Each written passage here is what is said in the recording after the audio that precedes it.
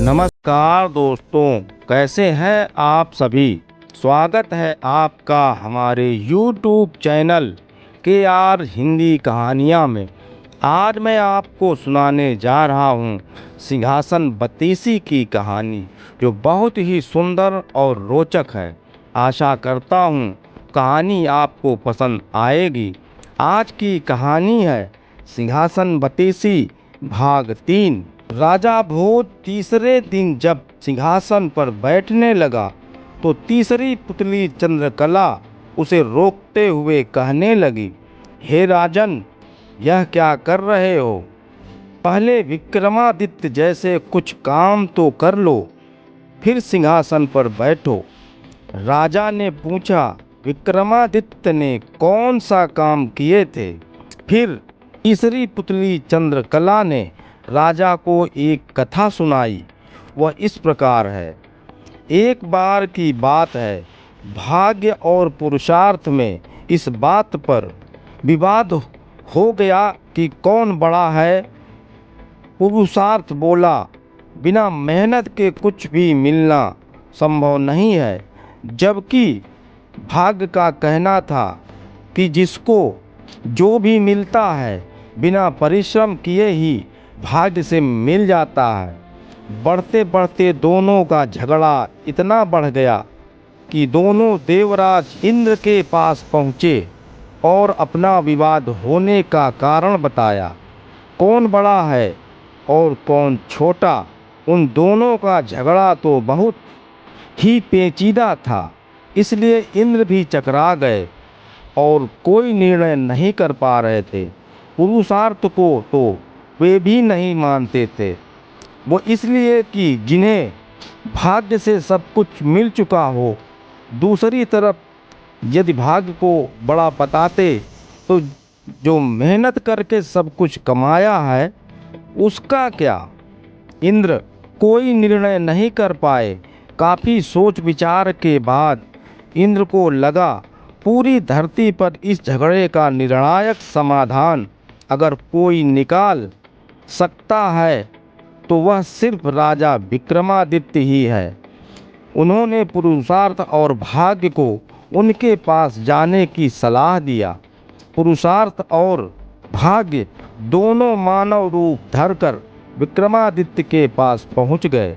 विक्रमादित्य का भी इस झगड़े का तुरंत कोई फैसला नहीं सूझा। उन्होंने दोनों को 6 महीने बाद आने को कहा। विक्रमादित्य ने काफ़ी सोचा, उसके बाद वे वेश बदलकर समाधान ढूंढने जनता के बीच भी गए। काफ़ी घूमने फिरने के बाद भी जब कोई संतोषजनक हल नहीं मिल पाया तो वे उत्तर ढूंढने दूसरे राज्यों में भी जाने का फैसला किया। काफ़ी भटकने के बाद भी जब कोई समाधान नहीं निकला तब उन्होंने एक व्यापारी के यहाँ नौकरी कर लिया।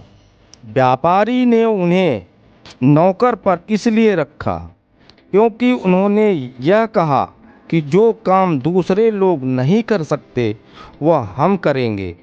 कुछ दिनों बाद वही व्यापारी समुद्री रास्ते से जहाज पर माल लदवाकर दूसरे देश में व्यापार करने के लिए चल पड़ा। व्यापारी के साथ उसके नौकरों के दल में विक्रमादित्य भी शामिल थे। अभी जहाज कुछ ही दूर गया होगा कि भयानक समुद्री तूफान आ गया। जहाज पर सवार सभी लोग डरने लगे कि अब क्या होगा। तूफान से जूझते हुए किसी तरह जहाज एक टापू के पास आया और वहां लंगर डाल दिया गया। जब तूफान शांत हुआ तो लंगर उठाया जाने लगा, लेकिन लंगर किसी के उठाए उठ नहीं रहा था। अब व्यापारी को याद आया कि विक्रमादित्य ने यह कहकर नौकरी ली थी कि जो कोई नहीं कर सकेगा वह काम हम करेंगे। व्यापारी ने विक्रम से लंगर उठाने कहा। उन्होंने लंगर बहुत आसानी से उठाकर खड़ा कर दिया। जैसे ही लंगर उठा, जहाज तेज गति से बढ़ निकला, लेकिन विक्रम टापू पर छूट गए। उनकी समझ में नहीं आ रहा था कि क्या करें। भूख प्यास से व्याकुल द्वीप पर घूमते घूमते एक दिन राज्य के नगर में पहुंच गए।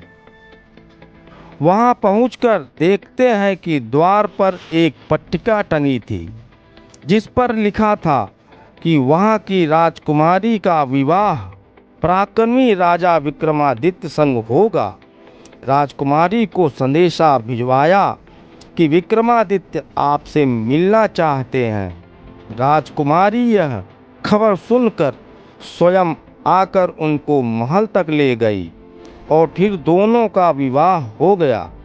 कुछ समय बाद विक्रम और राजकुमारी कुछ सेवकों को साथ ले वहां से विदा लेकर अपने राज्य की ओर चल पड़े। रास्ते में विश्राम करने के लिए जहां डेरा डाला, उसी जगह पर एक सन्यासी से उनकी मुलाकात हुई। सन्यासी ने उन्हें एक चमत्कारी माला और एक छड़ी दी। उस माला की दो विशेषताएं थीं। माला पहनने वाला व्यक्ति अदृश्य होकर किसी को दिखाई नहीं देता, परंतु वह सब कुछ देख सकता था, तथा गले में माला पहने रहने पर उसका प्रत्येक कार्य सिद्ध हो जाता है। और वह चमत्कारी छड़ी जिसके पास रहती, वह सोने से पहले जो कुछ भी मांगता उसे मिल जाता था। उस सन्यासी को धन्यवाद देकर प्रणाम किया और विक्रमादित्य अपने राज्य लौट चले। एक जंगल में रुककर संग आए सेवकों को वापस भेज दिया तथा अपनी पत्नी को यह संदेश भेजा कि शीघ्र ही वे उसे अपने राज्य बुलवा लेंगे। उसी जंगल में ही उनकी भेंट एक ब्राह्मण और एक भाट से हुई। वे दोनों काफी समय से यहाँ बने एक मंदिर और उसके उद्यान की देखभाल कर रहे थे। उन्हें आशा थी कि एक न एक दिन उनके राजा उनकी सुध जरूर लेंगे और उनकी गरीबी दूर हो जाएगी।